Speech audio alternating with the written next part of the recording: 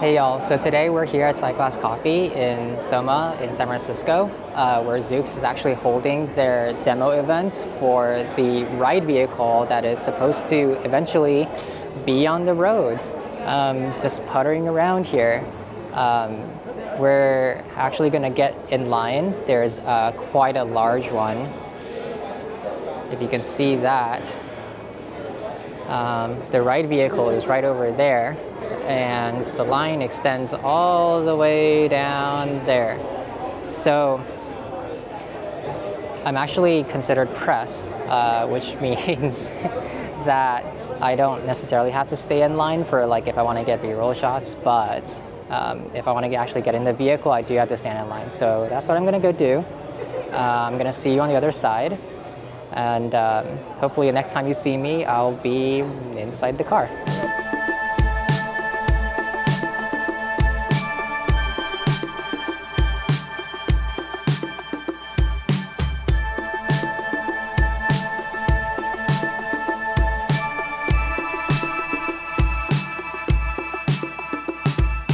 So while we're waiting in line, I'm just going to fill you in on like a little bit of what Zoox has actually told me so far.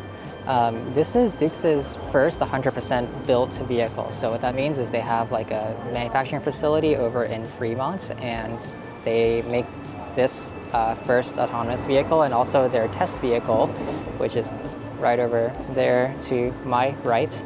The actual autonomous vehicle is fully symmetrical. It is bi-directional. It supports up to 4 riders, and it'll have like a top speed of around 75 miles per hour. They say that it lasts a full day. They're not disclosing actually what the range is. They say it's internal information, but I don't know. If it's anything close to what Waymo does in a full day, then it's probably around 200 miles or so. They do have 4 sensor pods, 1 on each corner, as well as cameras in the front and back and sides. What Zoox tells me is that each sensor pod has a set of 3 sensors, 1 LiDAR, RGB cameras, and also radar. There's speakers and there's lights on each end of the car. The lights and speakers can actually communicate to pedestrians, whoever they might want to tell to get out of the way. And there's also speakers on each door, which communicates with the rider.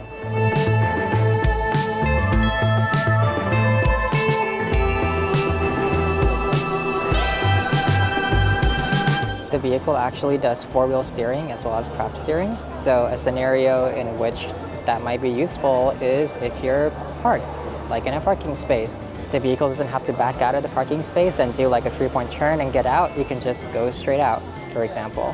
Another thing is if you end up getting stuck at the end of an alleyway, basically it'll just drive the other way and keep driving that way. One issue that I did bring up to them was about like motion sickness, for example. If the vehicle pulls in one direction and somebody's sitting a specific direction, if it decides to go the other way, like is there indication in like where the passengers sit if the vehicle is about to switch so that people can move? And the answer I got was like not currently. So I'm told that is something that they could think about, but it doesn't really sound like they have that in their plans, and maybe they weren't really thinking about it too much, but I don't know, something to keep in mind. One thing that they did consider is the fact that the roads are not just for cars, actually. There's a lot of pedestrian traffic and there's a lot of bike traffic. So what you'll sort of see later on is that the doors on the Zoox ride vehicle sort of open sideways versus out into the road. That Zoox says decreases the chances of like a bike hitting a person getting out of the ride vehicle or a bike getting doored, which is something that I personally have gotten doored. It's not very fun, let me tell you. The vehicle cannot be driven remotely. There's a lot of misinformation online where people are talking about like, oh, it's probably been driven by like a remote driver, like if something is stuck, but no, actually, basically what happens is the vehicle will call support. The response time currently is not known. They would not provide that information to me. But basically what happens is the vehicle will give support a few avenues that it can go, And then support will pick from like a range of options, like what the vehicle should do in that situation, basically.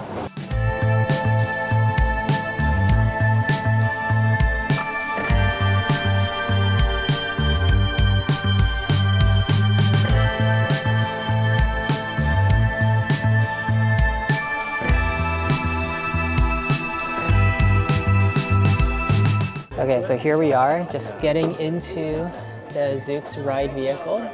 First impressions, pretty roomy in here, actually. A little bit hot, but that's because I don't think they have the AC on. But we've got these sort of weird material seats. I think they're like foamy or something. It's probably so that like if something spills, they don't actually need to clean it up. There is linen on the back here. There are seat belts, what seems to be a child restraint anchor points, and in the middle of each bench seat are 2 cup holders and 2 wireless charging pads. Yes, they work. Also in the middle of each bench are 2 USB-C outlets, all of which work. They do have what they call a celestial headliner, which is basically like similar to the ones in like the Rolls-Royce, where you have the stars that shine through on every single ride. Zoox representatives tell me that the celestial headliner activates whenever a ride starts, and it will sort of look like this.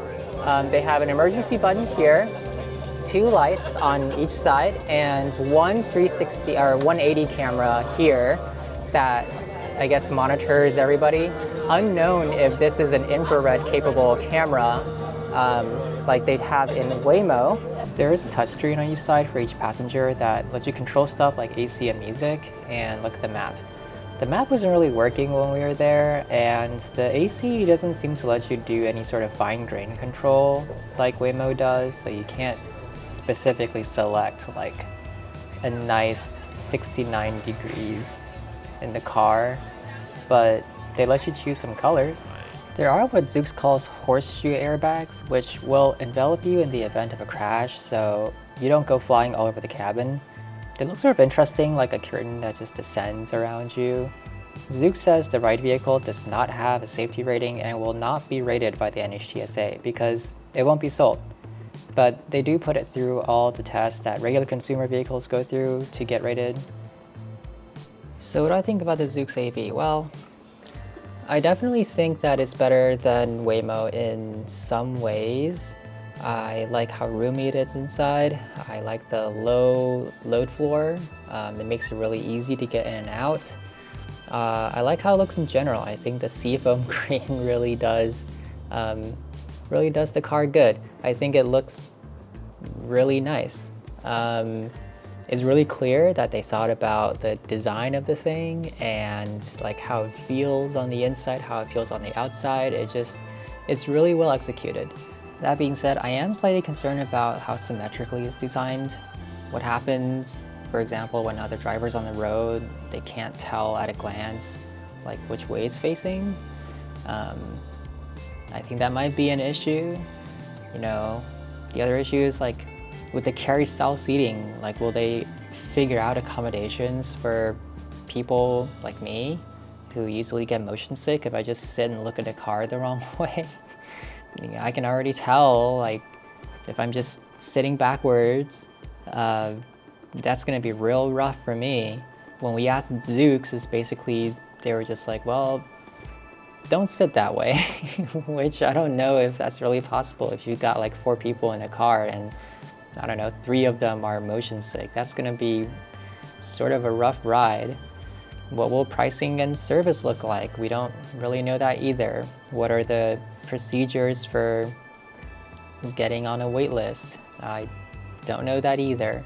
The only thing that I do know about like how their internal operations work is that because there's no steering wheel, they will just have a remote control when it pulls into the lot, into like a depot, where if needed, they will remote control the car over like a local network. That's about all we know. They don't really have a whole bunch of like the depot stuff figured out yet for like an urban environment like San Francisco. I guess we'll just have to wait and see. If you like this video, feel free to subscribe. It'd be really nice if you do. Check out my Waymo live stream. And yeah, that's about it. I've been Sophia Tung. Thanks for watching.